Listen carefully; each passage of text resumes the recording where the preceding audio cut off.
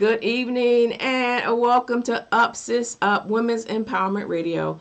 I am Dr. Marcia and I am your host and also I am your Master Destiny Life Coach. I am so excited to have you here tonight. This is Up Sis Up and this is where we talk about how to help women to rise up. We help women to speak up and we help women to boss up, both in their life and in leadership.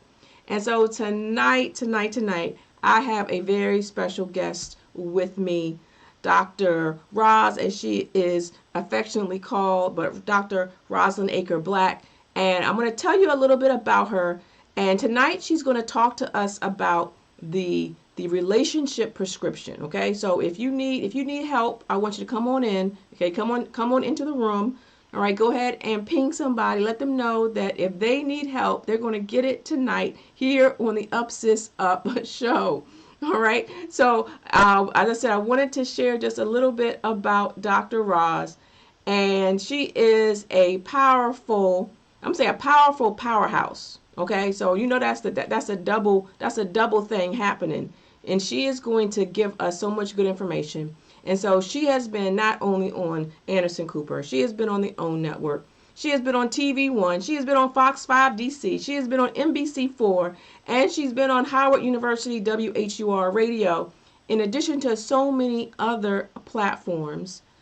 And what she does is relationships are her jam.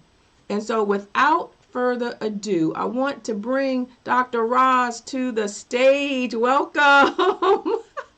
Hi, Dr. Marcia. Thank you so much for having me. Thank you so much. You are so welcome. Thank you for being here. And when I said I listed all of the accolades, and that's not even all of them. We would be here for hours and hours if I was able to read off everything that you have accomplished. So one, congratulations. Thank you. Thank you so much. Thank And you. I have to say that Dr. Ross, she is the sweetest person in the entire world. And so, just from the people who I have seen you touch, and as you have touched me as well, and I have to throw this out, Dr. Ross is also a member of Alpha Kappa Alpha Sorority Incorporated, as well as a founding member of Black Doors Society, which I am a member of them both. So it is a triple honor just to have you in the house. Thank you. Thank you. Again, I'm very happy to be here, Dr. Marcia. And you're so sweet and and you are everything, the epitome of everything that you just said about me. So thank you. Thank you for having me on your platform. You are so welcome. I'm so excited to get into this conversation. But before we do that, I want you to share a little bit about who you are and what it is that you do. All right. So, as you said, my name is Dr. Roselyn Aker-Black. Most people call me Dr. Roz because my name is so long. Blame my husband because I hyphenated and added his last name onto my name because I felt like I was already established, right? But I hail from Rome, Georgia, small town America, just about 60 miles northwest of Atlanta.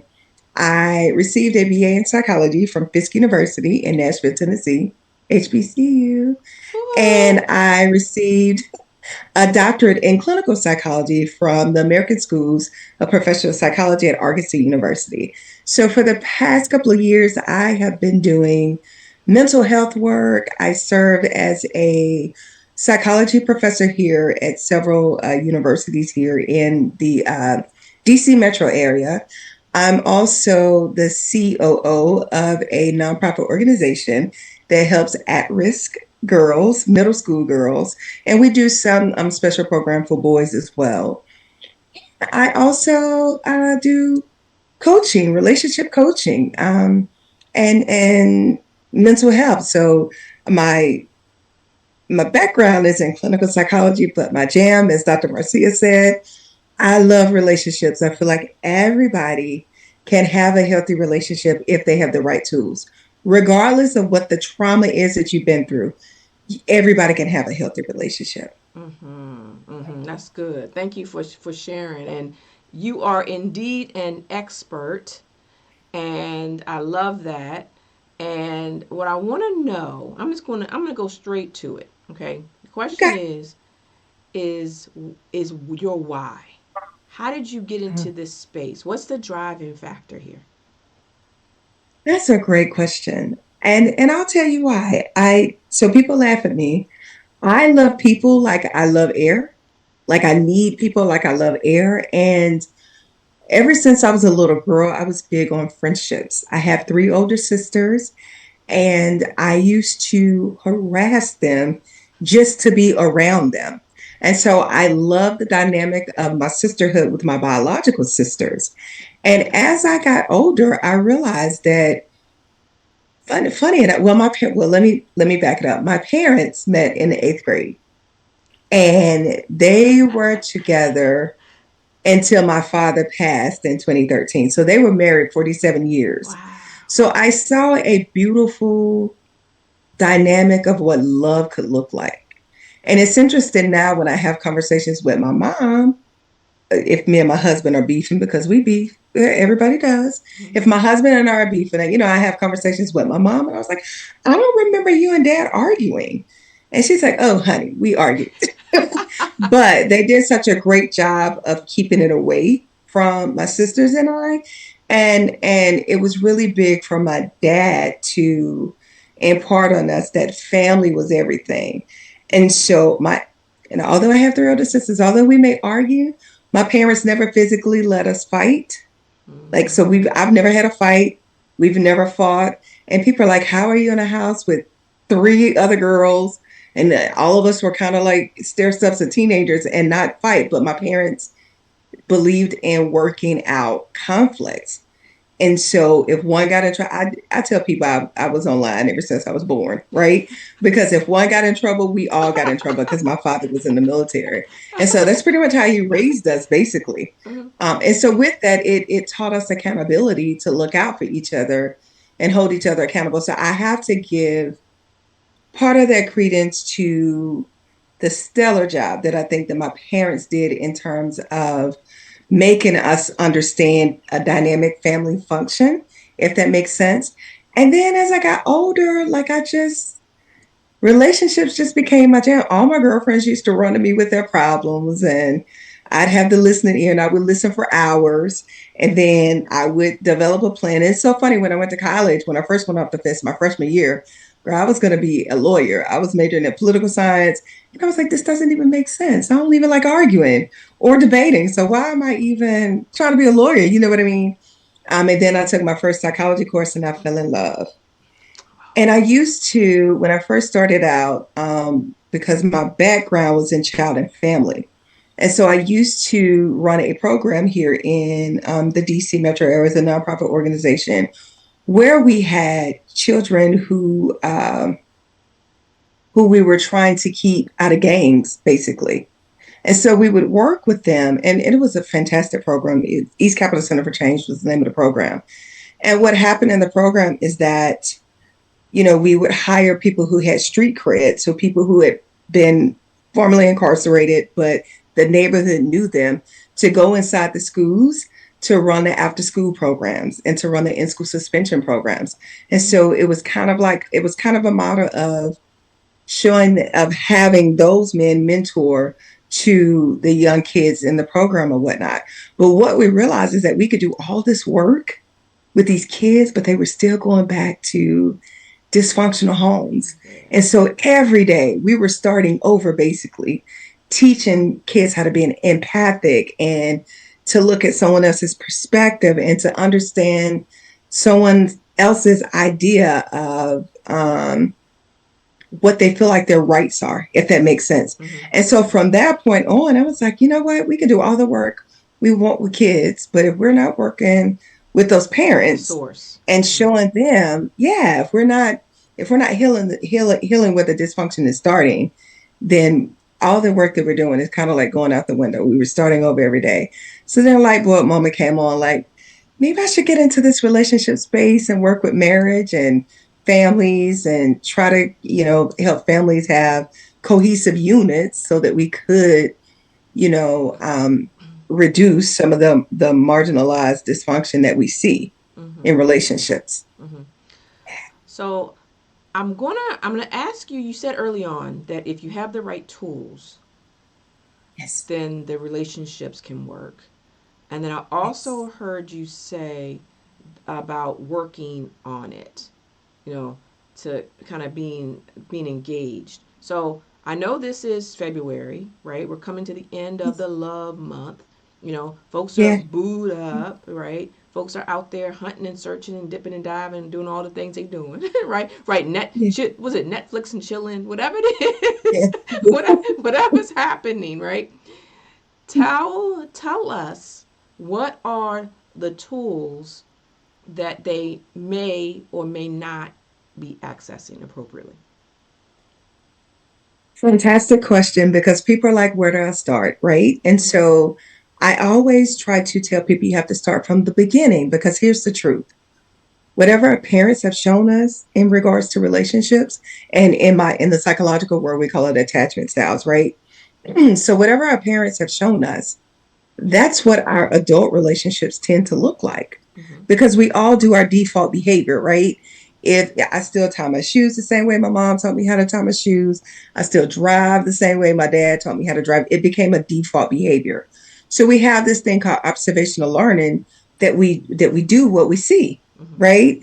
And so most people are just going into their relationships by seeing what was demonstrated in their homes, or what may have been demonstrated by their first caretakers. And I always, when I work with young moms, I always tell them you are your child's first teacher. So what you show them is what they learn, and is how they experience life. And so, with that being said, some of the tools that one can use is being able to, and I said it before, being able to understand someone else's perspective. What happens is that we get into a space where we think that our perspective is the only perspective, and we're not really thinking, or trying to hear from someone else's, walking in someone else's shoes, because it's like, you hurt me, and so if you hurt me, that's all that matters. But you cannot have a healthy relationship in that sense, because you have to see and understand. And let me say this: part of the downfall of being in this mental health space is that you understand why people do what they do. And Mm-hmm. so my husband and ex-boyfriends have gotten off a lot, because I can understand, Uh-huh. right, why they're doing certain behaviors. Mm-hmm. And then my husband would be like, look, don't Dr. Roz me. I ain't one of your clients. Like, he'll play that number. But it's just like, no, I get it, and it may come off as like I'm giving a pass, but it's like, no, I understand why you did it, because so many people function under the guise of, I'm gonna get you before you get me, Mm-hmm. kind of thing. And that's from their attachment style. That's because maybe they couldn't depend on their parents. So we hear these stories of the parents or the father not being there. But here's what we don't talk about: it's a bunch of mamas that's messing these babies up too. Mm-hmm. Mm-hmm. And what I mean by that is that mothers are looking at their children to be their man when they're like 6 and 5 years old. And that's putting too much responsibility on a young boy. And then we don't allow young boys to express their emotions around that, because what happens when a 1 year old falls? You hear people say, get up, shake it off, be a man. And it's like, oh, he's one. Really? Let him express his emotions. Now, men have a fit every time I say this, because they're like, I ain't raising no punk. But you also are raising someone who does not know how to express emotions effectively. Mm-hmm. And so that's the biggest hurdle that I see when I work with couples, is because you have this man who feels like he has to be stoic, and if he shows any emotion, then he's weak, right? Mm-hmm. Mm-hmm. But the reality is that he has this wife who needs for him to show some emotion, because that becomes emotional security for her. Right. Because if she doesn't feel desired, or she doesn't feel like you care Or about her, safe. then she's going to pull away from the relationship. Like, this isn't working for me. This isn't feeding and as I tell people, if something is no longer benefiting you, you should remove yourself. If it's no longer beneficial, you can't keep doing that to yourself. Mm-hmm. However, you have to look at, why is it not beneficial? And I think I think in terms of the tools, we don't look at the why, if that makes sense. So why Mm-hmm. is someone's behavior like this? So I'm going to give your listening audience an easy kind of tool that they can use. In the psychological world, we call it the CAB effect. And so C stands for cognitions, which are our thoughts, which is how we reason, is how we take in information. And A stands for affect, which are our feelings, basically our emotions. And then B simply stands for behavior. So our thoughts influence our feelings, and our thoughts and our feelings influence our behavior. Mm-hmm. So I'll break it down even more. Have you ever done something and you're like, no, why would I do that?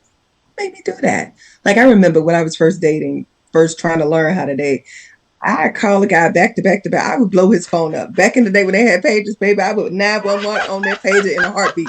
Now, don't judge me, little missus, because I'm talking about pages. But you, Dr. Marcia, back in the day, you know we had pages, right? Before cell phones became a thing. Right. Babe, when I was dating this one dude, I used to blow his pager up, and in my mind, I'm like, why? Well, now that I'm older, I'm like, why did I do that? But it was the idea because he was down in Huntsville and I was up in Nashville, and I was like, well, what's he doing? Why he ain't thinking about me? Because I know this man can hear me thinking about him, right? Because we have these silly ideas, right? But the reality is that we all do stuff, and we're like, why did I just do that? Right? Why in the world did I do that? And it's because the cab effect. So I'll break it down even more. Negative thoughts will influence negative feelings, and negative thoughts and negative feelings will influence negative behavior. So when I was blowing my boyfriend then at the time, when I was blowing him up, I was like, well, what little girl is he with? Well, who he messing with? Who he talking to? That kind of thing. Negative thoughts, right? Then negative feelings when I would blow him up and he wouldn't page me back or call me back, then I'm going to keep blowing him up because he knows that I'm trying to get in touch with him, right? Negative feelings when I don't hear from him until like later that day, right? Because he had a life and he was a student too, but you don't think about that. Right. And then the negative behavior is like when he will call back, I'm ready to argue. But what took you so long to call me back? And he's like, yo, Roz, I had class all day. I have a job. And he was in a fraternity. He was like, then we had this, we had a meeting, we had it, and so I was just like, okay. Then you feel stupid, right? After you acted a complete fool, right? Because to me, that's foolish behavior that I was doing. It was foolish. I was young, right? I Mm-hmm. was a freshman, didn't know no better, right? Just foolish behavior. But after you do the foolish behavior, you're like, oh my God, I can't believe I did that. But my negative thoughts made me feel bad. You hear all the time you wake up on the wrong side of bed, right? Mm-hmm. You don't. You wake up on the same side of bed every single day. But I guarantee you, if you do an assessment of your thoughts, then you'll understand why you're feeling off that day. Mm-hmm. And then you'll understand some of the behaviors that you've done. Right. Vice versa, positive thoughts, positive feelings, positive behavior. So it really is like that's the key thing right there in terms of having the number one tool Mm-hmm. in your toolbox is using the CAP effect. So Cat. really, really monitor your thoughts. Mm-hmm. Because when you get to feeling like you can't trust somebody, well, Right. why you feel that way? Right. What is the negative stuff you're telling yourself? What's the thoughts you're saying that's making you feel like you can't trust them? Mm-hmm. That's good. That's What is good. it that you're seeing? What's in the unconscious that you're seeing that you're too afraid to say out your mouth because you don't want to ruin your relationship, right? Right. And there's a lot of times we don't say stuff because we don't want to argue, we don't want to ruin the relationship. But those thoughts, they never stop. Right. They never stop. So, They Dr. never Ross, stop. that's good. So, for those, I'm going to check the chat for a second. We've got some Black Door Society sisters in the chat. They're saying hello.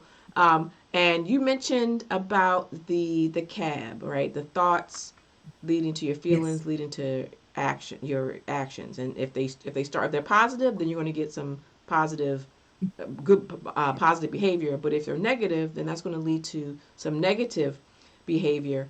And then I even heard you say, do a survey and figure out those thoughts, because the way that I say it is that you know how you go through all day long and you just don't feel right, and it's because there's something in the back of your head, a thought or a Yeah. feeling that's been sitting there, And until you say, hey, why do I feel this way? And you're like, oh, yeah, it was because this person said that. It was because that person didn't answer the phone. It's because I saw something that made me think. And so, but once you now identify it, now you Yeah. have the ability to now to change it. And by doing so, you now change your experience. Yeah.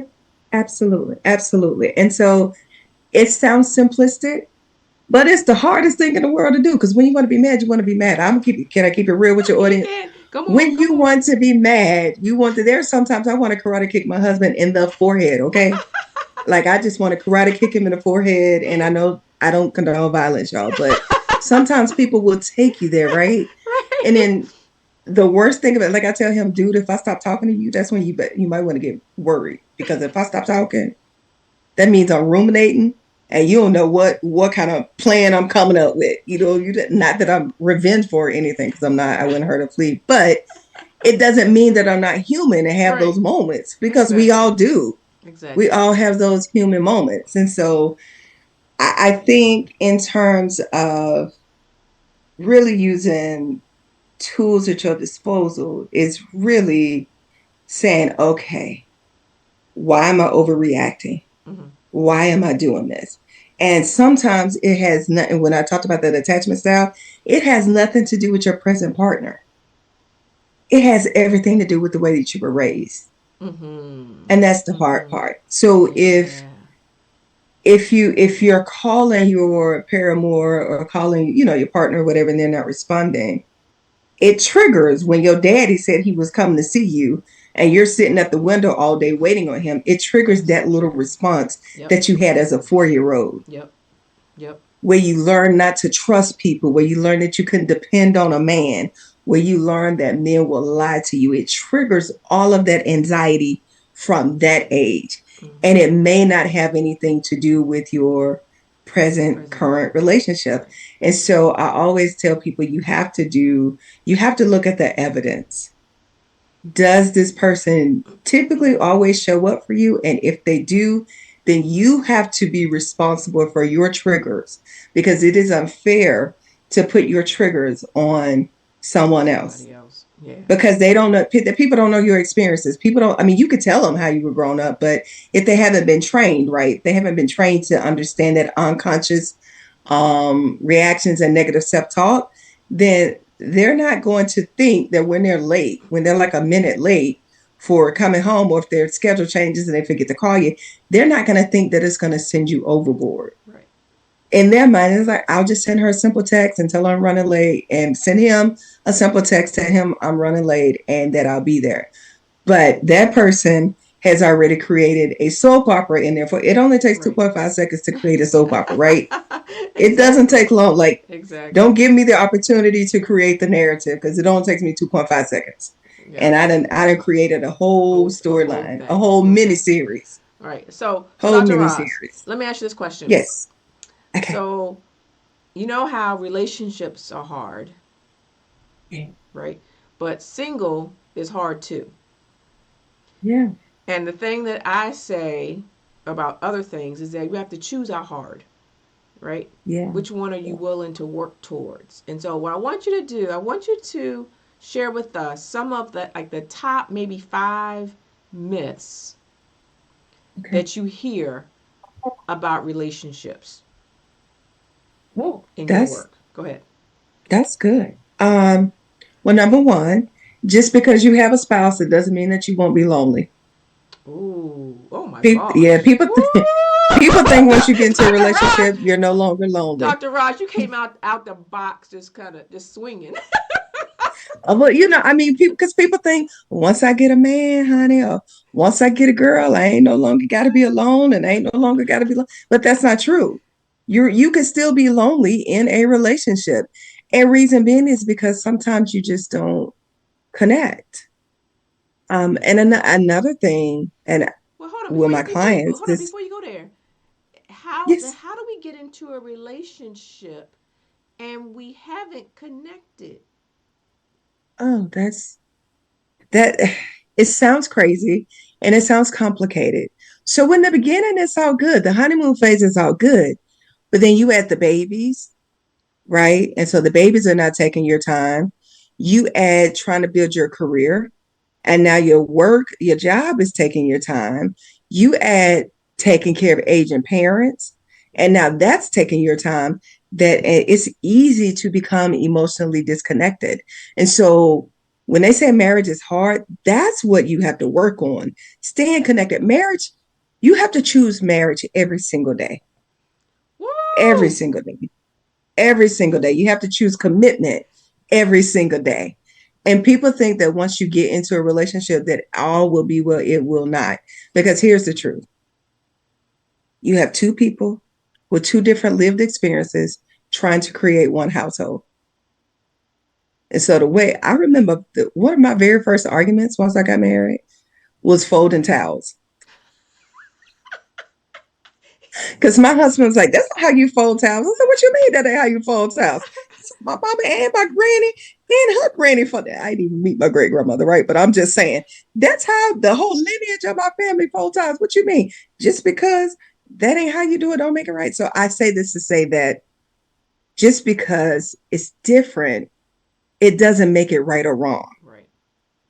And so people clash with that because the differences can be too overwhelming sometimes. And that sounds like a silly argument, but when I tell you, It is he and I not. was having to stare down with each other about folding towels, it was a mess. But Dr. Roz, It was I'm a mess. laughing. I'm laughing so loud because I had that same experience. So I have been married.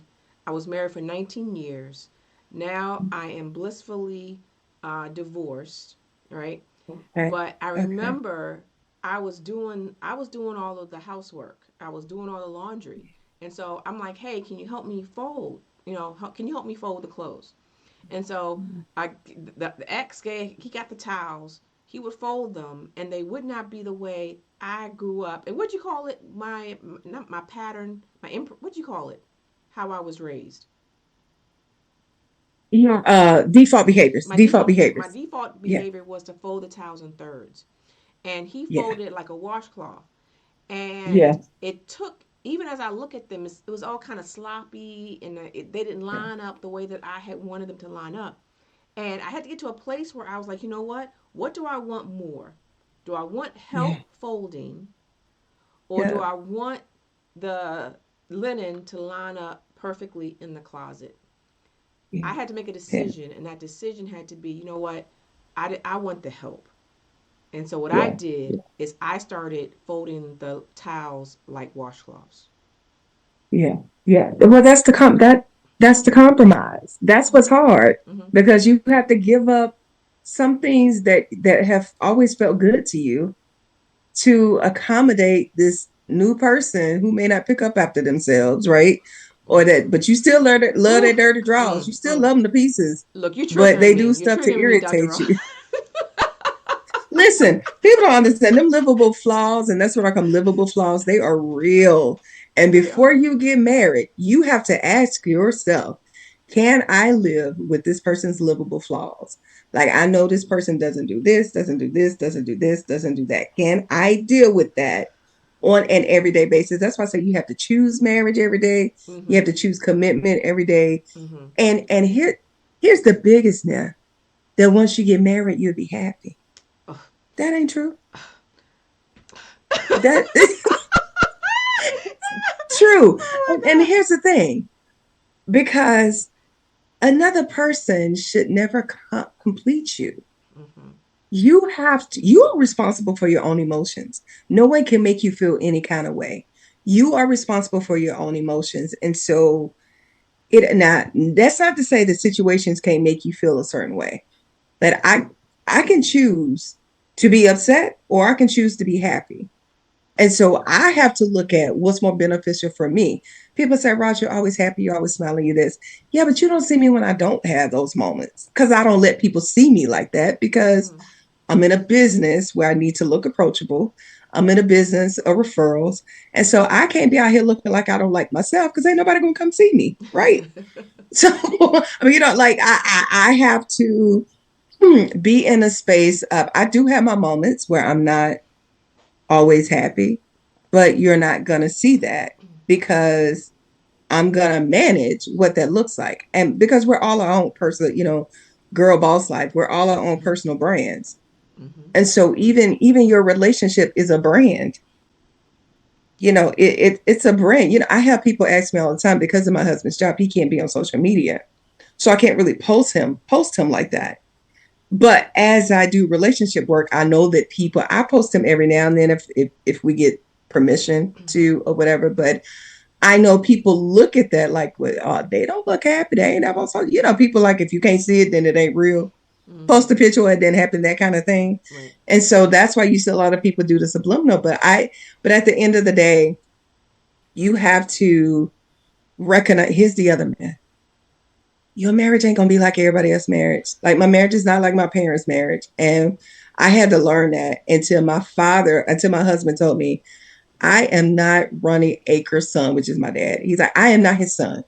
And you keep thinking that I'm going to show up in this world like your dad. And I was like, yeah, you're supposed to. But it wasn't right. There was too much pressure on him because he didn't have my lived experience. Uh-huh. You know what I mean? It was too much pressure on him to be that person. He was like, this is who I am because I am Frank Black's son, his which is his dad. He's like, and this is what I saw growing up, and this is what this is going to look like. And so the compromise, I had to figure out, could I manage that? Yeah. Yeah. And I think, the myths of being single is that you're bitter. And that's not true. There are a lot of single women out here that are happy. Not saying that you don't have your moments of where you're like, dang, I wish, I wish I had a companion, that kind of thing. Mm-hmm. Or that you aren't, this is going to sound crazy, but you aren't marketable enough to get a man. That's not true. Listen, you can go out here looking crazy all day long, and men will try to talk to you all day long. It may not be the man you want, but it seems like they don't really have this idea of what they want. These women going out here killing themselves, getting BBLs and all that stuff, and most of the guys don't even like that. They don't even like that look. But because we see that's what they're liking visually on like Instagram or TikTok or wherever, we think that's how we need to show up, and most guys don't even like that. Mm-hmm. And so I think with the myth of people being single, it's like something must be wrong with her, but that's not true. You can be single and selective. There is nothing wrong with that. You should be selective because sharing your life with someone is a big decision. I don't care if you are dating. And I tell people, date with intentions. Don't let nobody waste your time. And here's another thing, if they don't want what you want, then y'all are wasting each other's time. Mm-hmm. Don't do that. It's unfair to you, it's unfair to them, and it's unfair to the relationship. And somebody's just gonna continuously be frustrated. And why be frustrated if you don't have to be? Mm-hmm. That's good. Thank you for sharing that. So, look, I wanted to go back to something that you said. Okay. I think maybe number two. You mentioned that you had to ask yourself the question: are you going to be okay living with this individual's flaws? Right. Yeah. I want you to speak to the um, what is it? Married at first sights, the Yeah. 1 or 2 month engagements, the really quick kind of relationships. How do you counsel someone who is in that kind of a situation? It's a great question. And I'm a huge fan of Married at First Sight, but I haven't watched this season. But I often tell people, because I do premarital counseling as well. Now, I often tell people you have to go through seasons with someone. You need to see who that person is when there is affliction and atrocities going on in their life. Because everybody's good when all things are good, but we don't know who people are when things are not good for them. And you don't want the Dr. Jekyll and Hyde situation. You want to make sure you're not getting yourself caught up in a situation that, I mean, he could be all loving, charming in the beginning. She can be all loving because women can be just as deceptive and deceitful, loving and charming in the beginning, and then they turn into like the worst nightmare. So in situations like that, I would tell people not to rush, At least go, like, you need to know, who is this person going to be when they lose their job? Mm. Are they going to immediately try to look for a job? Or are they going to be at home playing video games? Because if they're going to be at home playing video games, is that something you could deal with? Like, you need to ask yourself that. Like, who are you? What would you do if you had like, you need to go through scenarios like that.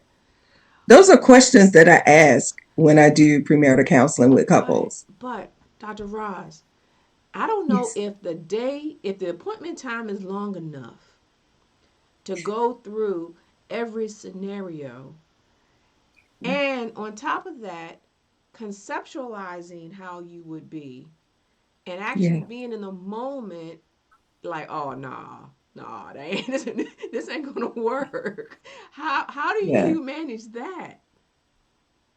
Well, you have to have a real conversation with yourself. So many people get caught up in relationships because they aren't real with themselves. And you see the red flags and you're like, I can deal with it, knowing you don't have the capacity to. And so you have to be honest. And that's why we get hurt, because we're not honest, Dr. Marcia. Mm-hmm. We're not honest. When you were out, you saw him looking at that other girl as she walked by, and you turned your head like you didn't see it because you didn't want to start an argument and you wanted to keep your man. Go, listen, I'm Southern, so if he go to church and he love the Lord, that's a good man, right? That's what we hear. Mm-hmm. But if that good man ain't got the same value system as you, if that good woman ain't got the same value system as you, are they good for you? Like, you have to determine what your good is and what works for you in your life. And I think sometimes we just see something that looks good and that's what we want. Mm-hmm. And we will make it with. The thing about women, we'll make something work even when we know it shouldn't work. Right. Especially when we've already taken the steps in that direction. Like Yeah. maybe the number of women who saw the red flags, but Yeah. even before they got to the altar, they were like, you know what? I can't stop this. It's already in motion. Yeah. And then Yeah. you get Yeah. married, and then something happens on the honeymoon, and then within the next 6 weeks, in the 6 months, and then before you know it, you look up and it's 5 years, and Yeah. you feel like not only feeling like a failure yourself, but now you're thinking about all the people outside and what they're going to think Yeah. about you, and lo and behold, you had kids and what's going to happen to Yeah. them.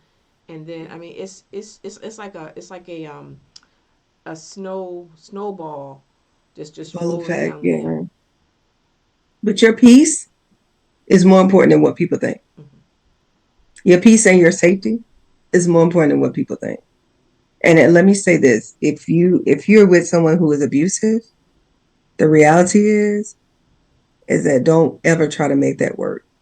Even if they show a Mm-hmm. little smidgen of abuse, 9 times out of 10, it escalates. Mm-hmm.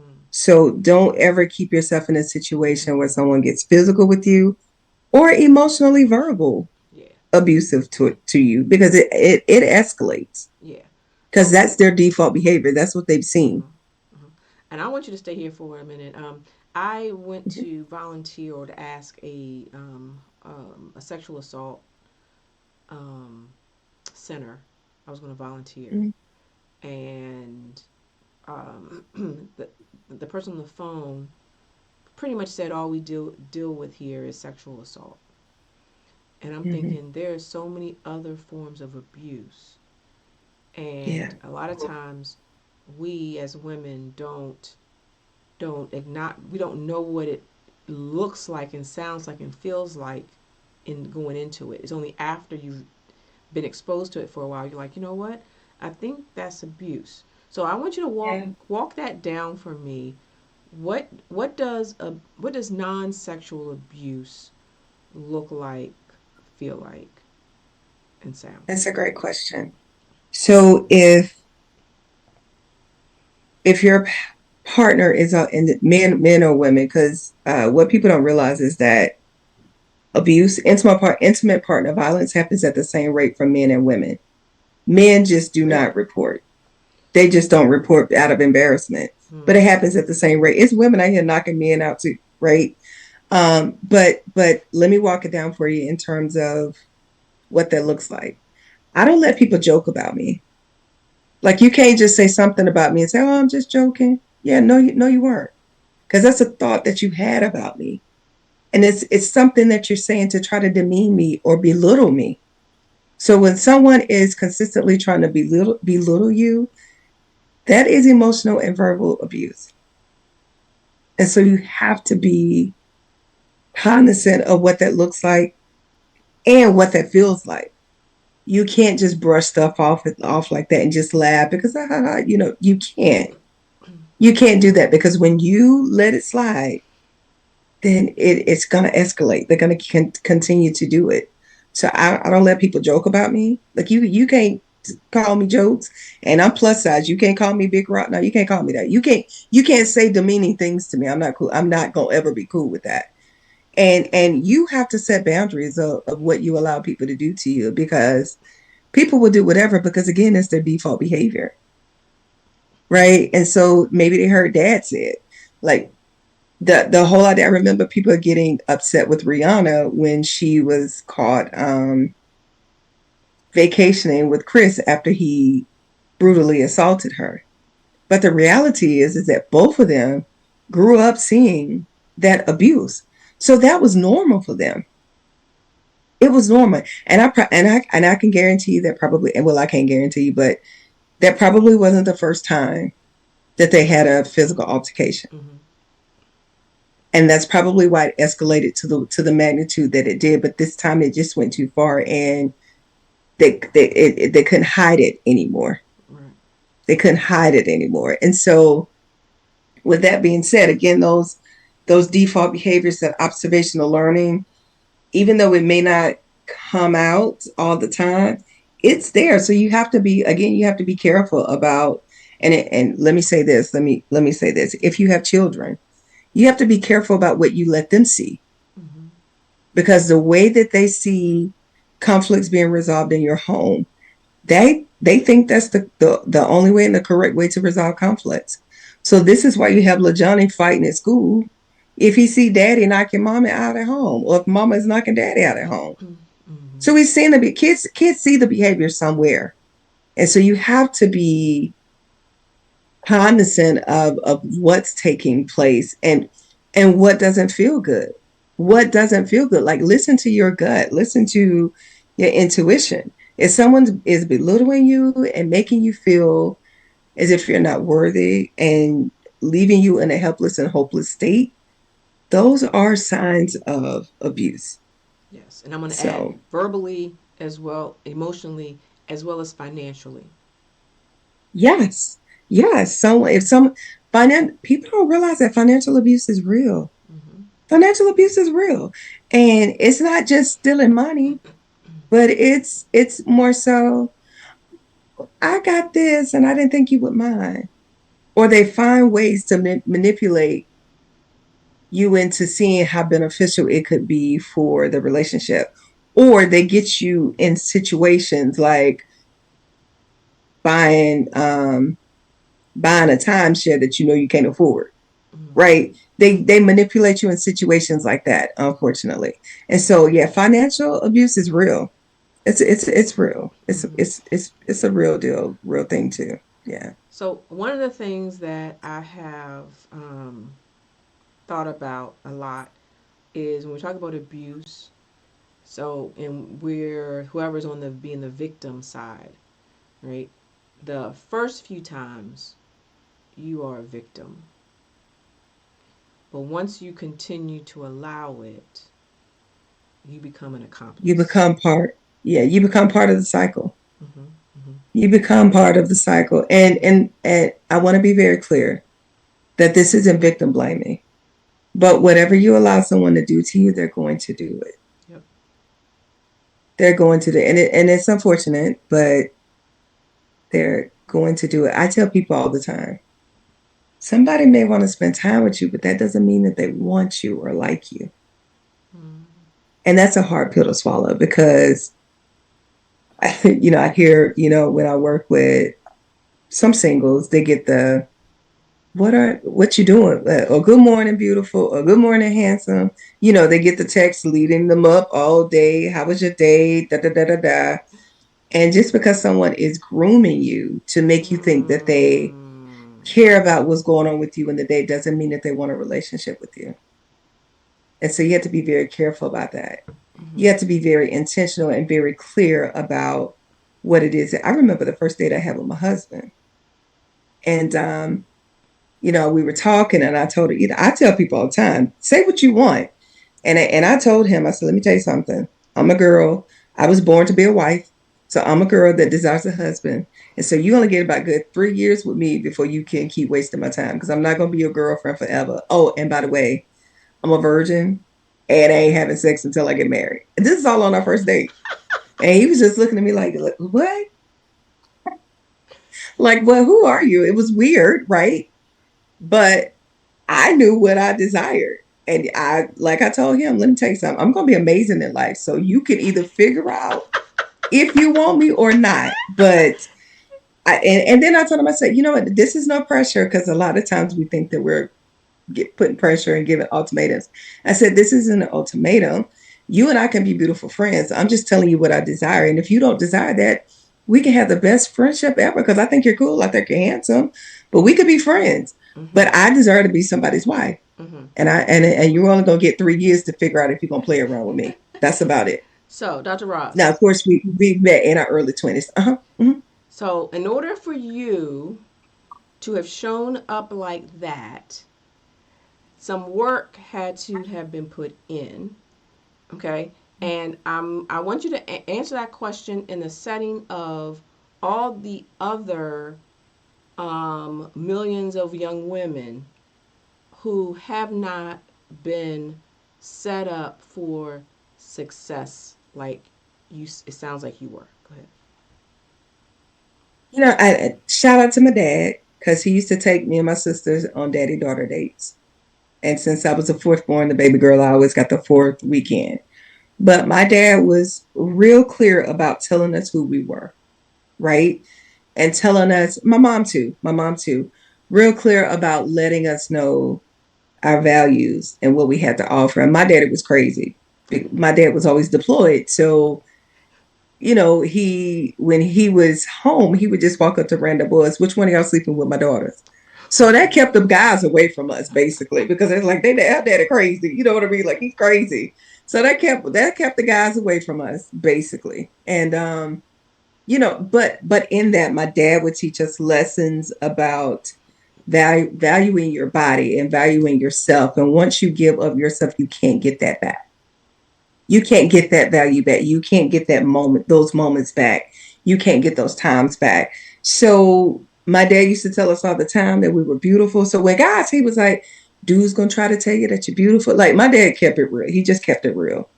He's like, guys are gonna try and tell you that you're beautiful. They only want one thing, baby girl. Let me just be real clear with you. I don't know if they really like you. You are a pretty girl, but just know that a boy your age that's telling you that he only want one thing. And I'm like, that's so mean, Dad. He's like, listen to what I'm telling you. But I promise you, when people are like, how did you get through college to be a virgin? It was real simple because every guy would do stuff for me thinking they was gonna be the first. I had a guy drive me from Tennessee all the way to Georgia to pick up my car, thinking that he was gonna be the first child, and yet may he rest in peace. But yeah, he never had a chance, right? Never in life had a chance.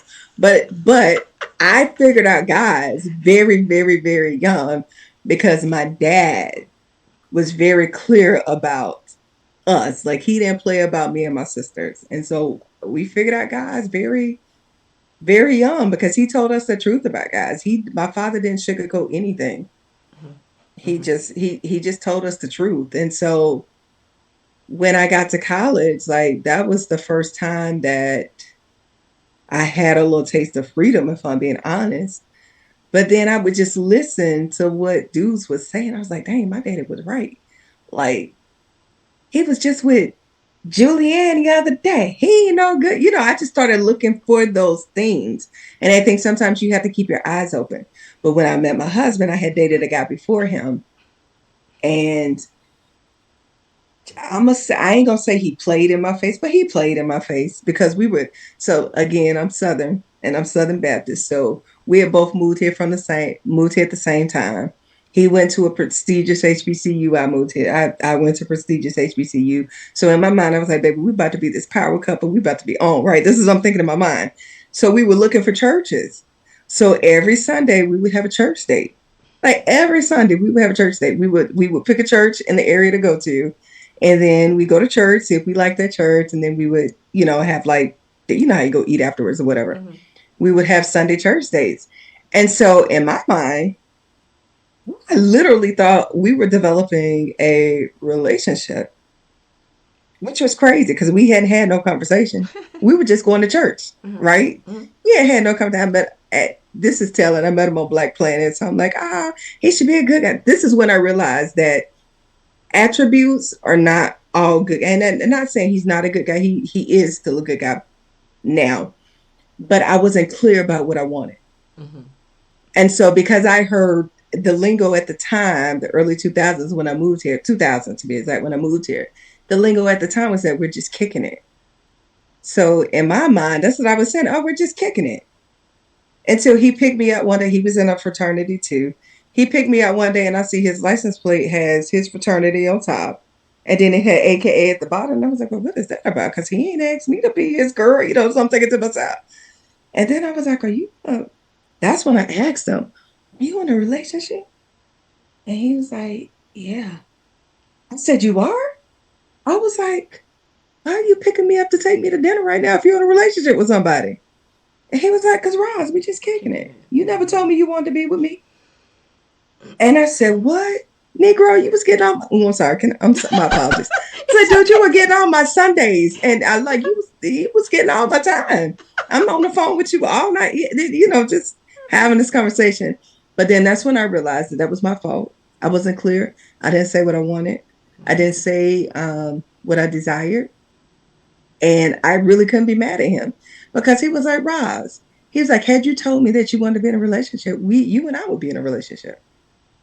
And so I was just like, the next dude I meet, I'm telling him exactly what I want. And Mm-hmm. so I just learned that from getting a little heartbroken, thinking I was about to be in this power couple, when he wasn't even looking at me in that way at all. Uh-huh. At all. He thought we were just kicking it. Yeah. Yeah. And here's another thing too. When it comes to dating, people think that dating is having sex. No, you can date multiple people because all dating is just getting to know someone, Mm-hmm. getting to understand how someone operates and see how they function. And if you have chemistry with that person, doesn't mean you have to be intimate with that person. Mm-hmm. That's good. Y'all, we are getting the relationship prescription tonight with Dr. Roz Aker-Black.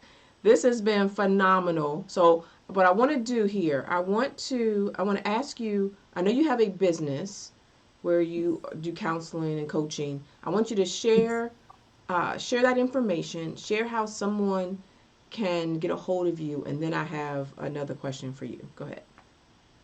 All right, so guys, I am Dr. DRROZ.org. So I am Dr. Roz.org.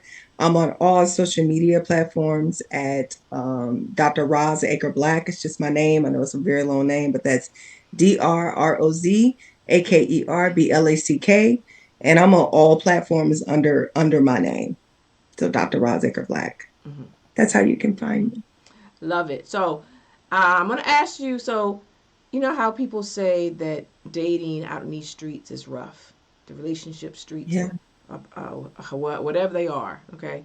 How do you, and this show is about elevating women, how they're giving them a Yeah. chance to speak up, to rise up, and to boss up, okay? Yeah. Yeah. What Yeah. advice, what prescription would you give to the ladies who are watching who are single and or married and struggling or just married going Mhm. forward in their relationship?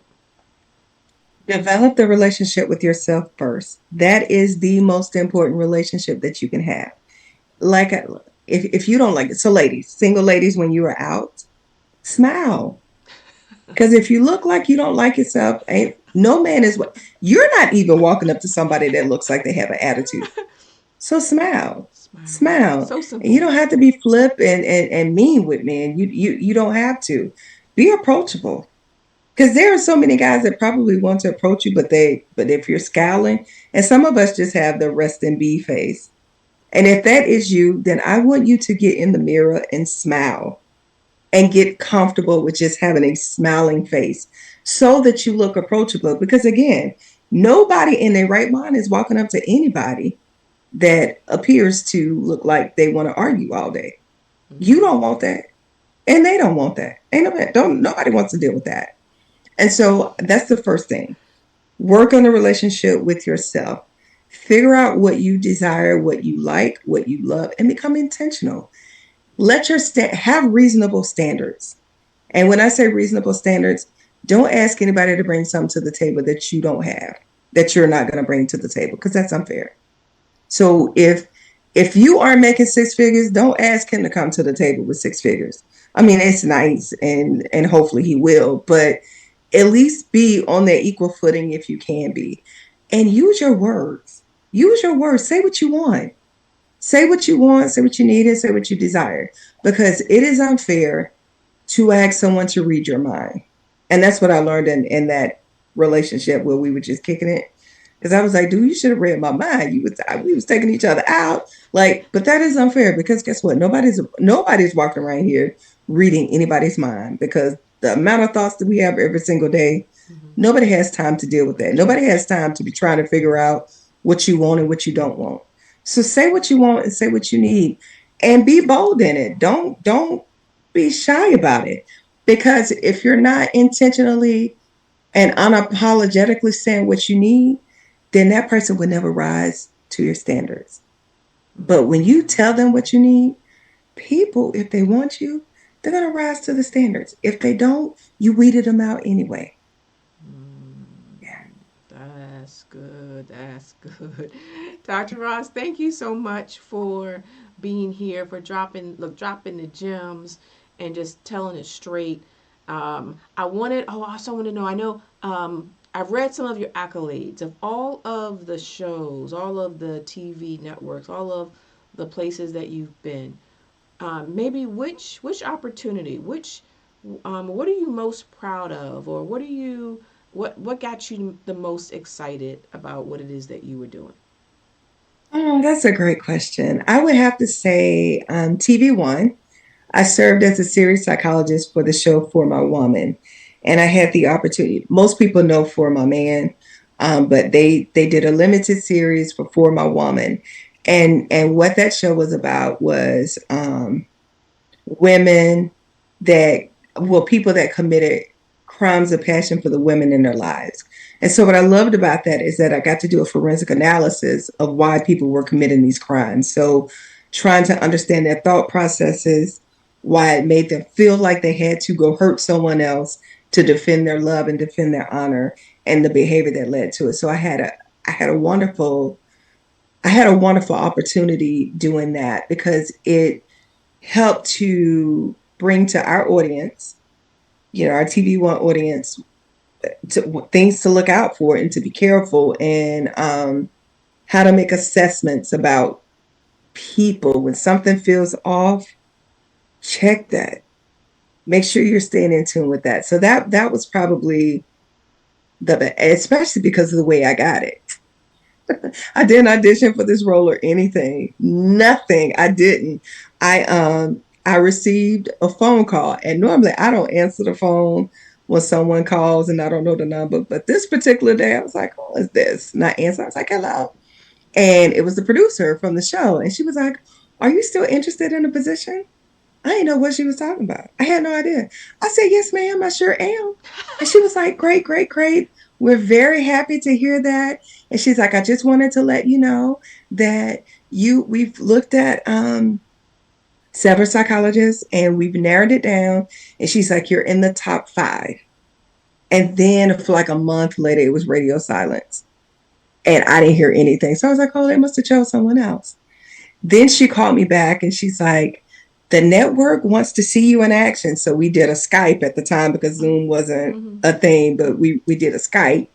of me doing uh, a fake analysis, basically. Mm-hmm. And then it was radio silence again for like 3 weeks. I didn't hear anything. And I was like, oh, I must didn't get it. And then I called back and she called me back. The producer called me back and she was like, can you tape on this date? She was like, the network loved you. Can you tape on this date? And I was like, yes, ma'am. Where I need to be. I still didn't know what the show was about. I had no idea. I did not know what the show was about. And I was too embarrassed at that point to say, like, Right. how'd you find me? Mm-hmm. So when I got on set, there was a sister on set. And I was like, how did y'all find me? I said, I was too embarrassed to ask. She was like, girl, we saw you on YouTube. I said, oh, and the YouTube video that they saw was probably the most I don't want to say this, the most not on brand Okay. video of me, if that makes sense. I Gotcha. was speaking on a panel, and I was speaking on a panel of why men cheat for this guy that asked me to speak on a panel. And baby, when I tell you it was not on brand at all, my husband was like, "You, if he ever asks you to speak anywhere else, you tell him no immediately," because it was like, what's happening here? It was that kind of Uh-huh. situation. Okay. But that video of me discussing why men cheat is what got me the show. Yeah. Woo! And the rest is Yeah. history. So, and the So rest is good. history. Yeah. So good. So good. Thank you again, Dr. Roz. Thank you for jumping on with me. There's a lot of activity in the chat. Sorry I couldn't get to you all, but thank you for joining. And I look forward to what's coming up next for Dr. Roz and the relationship prescription. Yay. Yay. Thank you so much for having me. You're so welcome. Stay tuned. And there you have it. That was Up Sis Up. That was amazing. This has been Up Sis Up, where I bring on powerful, powerhouse women that are here to uplift. And so I am a life coach. You can follow me at www.drmarcia.com and keep coming back every Tuesday here on the Megasource Entertainment Network. Until next week, take care.